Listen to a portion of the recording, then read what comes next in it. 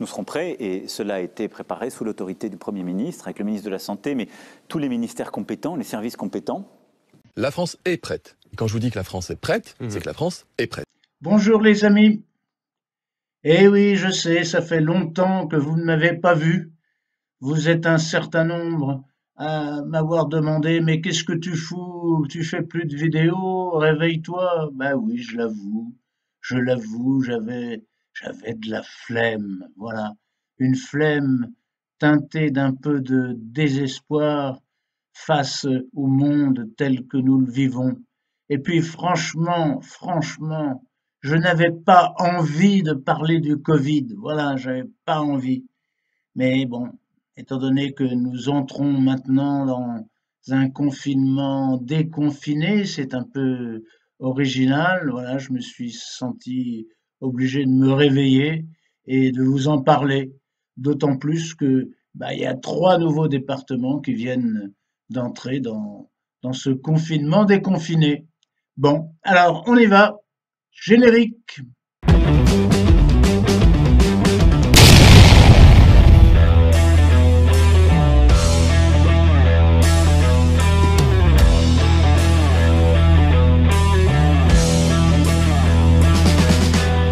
Non, pas ce générique. Tu me fais le coup à chaque fois. Tu sais bien que quand on parle de confinement, il faut mettre le générique humoristique. Hein? Ah ben oui, c'est l'actualité, je sais bien, c'est l'actualité. Mais cette actualité-là, elle est humoristique. Allez, générique. Attention les amis, Castex a montré ses dents. On confine 23 millions de personnes, mais sans confiner. On est confiné, mais de préférence dehors. Donc, on joue à se confiner. Je vais jouer au confinement. Je confine mes petits jouets. C'est pas dedans le confinement, c'est dehors.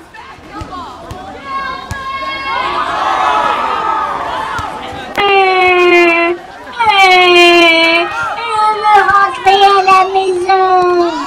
On n'est pas sous cloche à la maison, mais on est sous une cloche de 10 kilomètres. Dur d'être un bébé du confinement. Donc, on va se confiner dehors.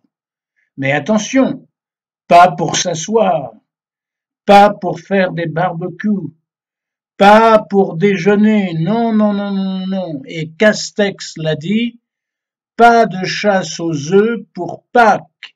Et attention, les rassemblements à plus de 6 personnes sont interdits. Alors récapitulons. Dans la nuit du vendredi au samedi qui a précédé ce confinement qui n'en est pas un, le gouvernement a publié un Ausweis, enfin, je veux dire, un modèle d'attestation, mais alors complètement incompréhensible. L'absurdistan, on va y arriver peut-être avec le grand retour d'attestation en journée, notamment si on veut se déplacer entre zones confinées ou pas. Et le moins qu'on puisse dire justement, Témoin Val, c'est qu'on n'a pas gagné en clarté quand on voit les 2 pages de motifs de la nouvelle attestation du ministère de l'Intérieur.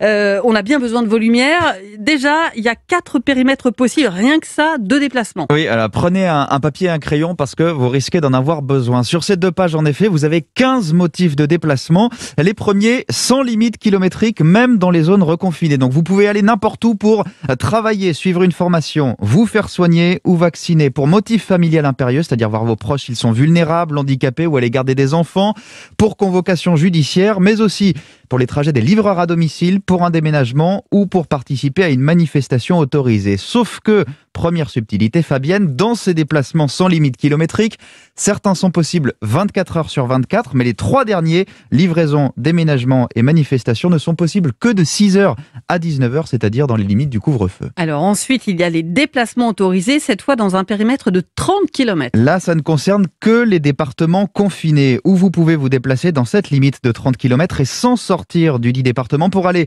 faire des courses, des démarches administratives, aller à la messe, à la prière dans un lieu de culte, et pour des déplacements dits de transit, c'est-à-dire pour aller prendre le train ou l'avion par exemple, il faut que la gare ou l'aéroport soit à moins de 30 km et dans le même département que là où vous habitez. Enfin, il y a 2 autres périmètres qui ont de quoi faire sourire. Vous pouvez aller vous promener, Fabienne, dans un rayon de 10 km si vous êtes en zone confinée, que vous voulez prendre l'air.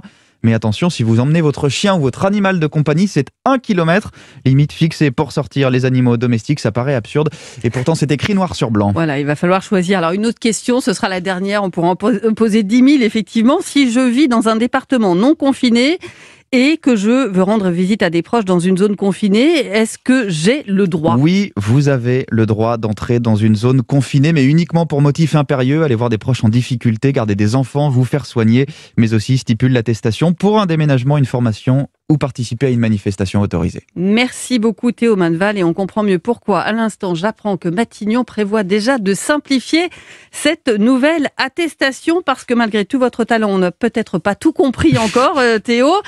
En effet, 24 heures après, on réalise que c'est une connerie bureaucratique et on remplace l'Ausweis par un justificatif de domicile.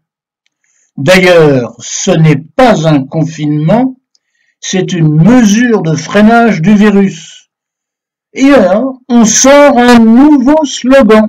Dedans avec les miens, dehors en citoyen. Et puis alors, on vous donne des tas de consignes comme à des petits-enfants. Je ne reçois pas chez moi, j'aère régulièrement mon logement, je ne me rends pas chez les autres, gna gna gna gna gna gna. Concrètement, qu'est-ce qui change? Ben en fait, rien, à part qu'il y a des magasins qui sont fermés. Attention, pas tous, pas tous. On laisse ouverts tous les magasins de première nécessité. Oui, on dit plus magasin essentiel. Parce que si on dit magasin essentiel, on va entrer encore dans le débat philosophique. Est-ce que l'essence précède l'existence? Bon, alors il y a donc des magasins de première nécessité qui sont ouverts. Les librairies, les disquaires, les coiffeurs, ah bah ça va faire plaisir à Mélenchon, parce que pendant la première vague, il n'était pas très bien coiffé, voilà. Les fleuristes, les cordonniers, mais attention, pas les vêtements, pas les magasins de vêtements, pas les magasins de jouets. Oh non, ça c'est très dangereux. Il y a plein de virus dans les vêtements et plein de virus dans les jouets.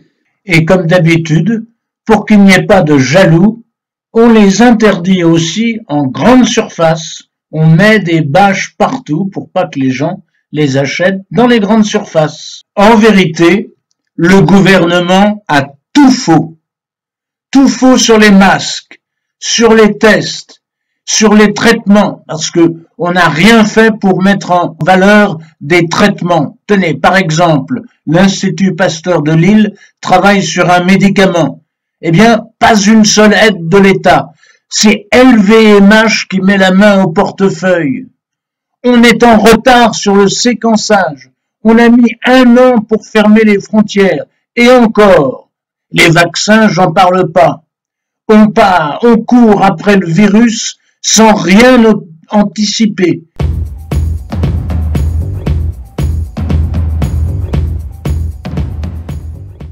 Même les autotests promis par M. Salomon n'arrivent pas. La campagne de vaccination est un fiasco lamentable, en France, mais aussi dans l'UE, car la Commission a été incapable de négocier convenablement les contrats avec les labos. Nous serons prêts et cela a été préparé sous l'autorité du Premier ministre, avec le ministre de la Santé, mais tous les ministères compétents, les services compétents. La France est prête. Et quand je vous dis que la France est prête, c'est que la France est prête. On confine à cause de la saturation des réanimations. Mais on n'a pas créé de lits. On les a même diminués. Véran promettait 12 000 lits. Que nenni. On vient de s'apercevoir qu'on peut former très rapidement des infirmiers pour renforcer les réanimateurs. 1 an pour s'en apercevoir, alors qu'on met le pays sous cloche à cause de ce problème.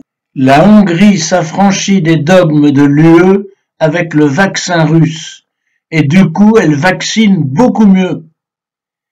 Quand l'Allemagne a suspendu provisoirement le vaccin AstraZeneca, 1 heure après, Macron, comme un toutou, en a fait autant. On a effectivement Jean Castex qui nous dit « Si j'avais le moindre doute, je suspendrais immédiatement ». Oui. Donc il prépare cette prise de parole-là. Tant qu'on ne suspend pas, c'est que nous n'avons pas de doute. Si un jour on suspend, c'est qu'on a un doute. Donc ça, il pose ça politiquement. Le lendemain, le président de la République dit quoi ? On a un guide simple, nous dit Emmanuel Macron, la science et les autorités. Or, comme vous l'avez rappelé, l'agence du médicament a dit la veille ou 2 jours avant qu'il n'y avait pas de problème sur AstraZeneca. Donc c'est pas ça qui guide Emmanuel Macron, puisqu'il a cette réponse-là et que l'agence du médicament dit que ça va. Et il dit la deuxième chose, dans le cadre d'une stratégie européenne. Emmanuel Macron, c'est pas une question de courage ou pas, il n'a qu'une idée en tête depuis le début, sauver l'Union européenne, la défendre contre toutes les évidences. Elle a foiré surtout l'Union européenne depuis le début de cette crise. Et là, il continue, c'est son seul guide. Donc il y a 15 pays qui suspendent AstraZeneca par précaution, effectivement, aussi peut-être parce que je rappelle quand même que l'Union européenne a négocié, et ce ne sont pas les laboratoires qui assument financièrement le risque des vaccins, mais bien les États. Donc il y a évidemment un intérêt financier aussi qui pèse sur les États sur cette question de vaccination. Et au moment où l'Allemagne, on comprend aussi qui est le chef dans l'Union européenne, au moment où l'Allemagne suspend elle-même le vaccin, 1 heure après, Emmanuel Macron annonce la suspension du vaccin. Oui, je pense qu'il y a quelque chose qui n'est pas clair là-dedans. Oui, le problème, c'est l'Europe. C'est notre soumission à l'Union européenne. Écoutons donc Guillaume Bigot, ça chauffe. Le premier, c'est que cette agence européenne n'est pas sous un contrôle démocratique comme la plupart de ce qui se passe en Europe, puisqu'en fait, la grande différence entre une agence française, par exemple, du médicament, elle est nommée par des gens qui eux-mêmes sont élus par le peuple, donc sous contrôle. Là, c'est open bar, on sait bien que les lobbies sont chez eux en Europe, donc c'est complètement délirant. Par ailleurs, en 3 jours, moi je suis sous l'autorité du professeur Megarban, je vois pas très bien s'il y a des problèmes, parce qu'il y a toujours des problèmes en population générale quand vous diffusez un vaccin avec des millions et des millions de gens, des choses qui n'ont pas été vues dans les tests. C'est probable. Mais qu'est-ce que ça va changer en 3 jours et à partir de quelles données sont-ils prononcés? Donc c'est exactement comme l'Allemagne ferme des usines, ferme des centrales nucléaires, donc on ferme des centrales nucléaires. Il y a plus de charbon, on s'en fiche. L'Allemagne arrête AstraZeneca, on arrête AstraZeneca. On arrive à un état de servilité, à l'égard de l'Allemagne qui est très gênant. Mais de plus, si on fait le bilan depuis le démarrage, c'est-à-dire les vaccins, problème l'Europe, la frontière, problème l'Europe, maintenant le principe de précaution, problème l'Europe, la désindustrialisation, problème l'Europe, la politique hôpital, le plan. Vous savez ce que je vais faire, attendez, le plan hôpital 2007. Je vais le garder pour les brocanteurs parce que je pense que... Vous voulez quoi L'Union européenne, justement, se rend impopulaire et antipathique auprès des peuples européens parce que, 1, elle est hyper bureaucratique et hyper technocratique. 2, elle est censée protéger, or elle fait tout le contraire. Elle livre les peuples européens à cause de son idéologie mondialiste. Elle livre les peuples européens pieds et poings liés face à la concurrence extra-européenne, par exemple la concurrence chinoise. Et dernier point, également, elle est idéologique, on le voit bien, par exemple, elle est russophobe, parce qu'on pourrait très bien commander le vaccin russe. On ne peut pas reprocher à Macron d'avoir tenté d'éviter un confinement. Le fameux pari de Macron, ah non, pas le pari de Pascal, le fameux pari de Macron. Enfin, surtout un pari motivé pour des raisons électorales en vue de 2022. Mais tout de même, quelle arrogance! Donc je peux vous affirmer là, cette fois-ci, que je n'ai aucun mea culpa à faire, ni aucun remords, ni aucun constat d'échec. Pourtant, sa chef, Madame Merkel, a demandé pardon aux Allemands. Mais lui, il ne reconnaît jamais ses torts. Allez, un petit tweet pour se détendre. avec les guignols de l'Absurdistan. Après l'exécutif qui invente le confinement déconfiné, un ministre de l'Intérieur qui démantèle un réseau de trafic de fraises Tagada, Marlène Schiappa qui cite Spiderman et Aurore Berger qui entend souffrir les morts. On sait que la situation, elle est encore une fois douloureuse pour chacun des Français. Elle est d'abord douloureuse pour ceux qui ont perdu la vie. Oui, soyez fiers d'être des amateurs, comme disait Macron. Allez, le comique, c'est quand même Castex, surtout quand il se fait vacciner. Pour se détendre, on termine avec un discours de Castex avec la voix de Raymond DeVos. J'ai trouvé ça sur Twitter. Si quelqu'un connaît l'auteur de ce clip, merci de mettre son nom dans les commentaires pour que je le crédite dans la description. Allez, on rigole. Bon, allez. Parlons d'autre chose, parlons de la situation. Tenez, parlons de la situation, sans préciser laquelle. Si vous le permettez, je vais faire brièvement l'historique de la situation, quelle qu'elle soit. Il y a quelques mois, souvenez-vous, la situation, pour n'être pas pire que celle d'aujourd'hui, n'en était pas meilleure non plus. Déjà, nous allions vers la catastrophe et nous le savions. Nous en étions conscients, car il ne faudrait pas croire que les responsables d'hier étaient plus ignorants de la situation que ne le sont ceux d'aujourd'hui. D'ailleurs, ce sont les mêmes. Oui, la catastrophe, nous le pensions, était pour demain. C'est-à-dire qu'en fait, elle devrait être pour aujourd'hui, d'ailleurs. Si mes calculs sont justes. Or, que voyons-nous aujourd'hui? Qu'elle est toujours pour demain. Alors je vous pose la question, mesdames et messieurs, est-ce en remettant toujours au lendemain la catastrophe que nous pourrions faire le jour même que nous l'éviterons? D'ailleurs, je vous signale entre parenthèses que si le gouvernement actuel n'est pas capable d'assumer la catastrophe, il est possible que l'opposition s'en empare. Vous êtes peut-être d'accord avec ce qui a été dit. Vous n'êtes peut-être pas d'accord, mais vous avez écouté les arguments. Dans les deux éventualités, j'espère que cette vidéo vous a plu. Si c'est le cas, soyez gentils, mettez un petit pouce bleu. Si vous n'êtes pas encore abonné à C'est dans l'air, vous pouvez le faire maintenant. C'est gratuit, et ça nous encourage.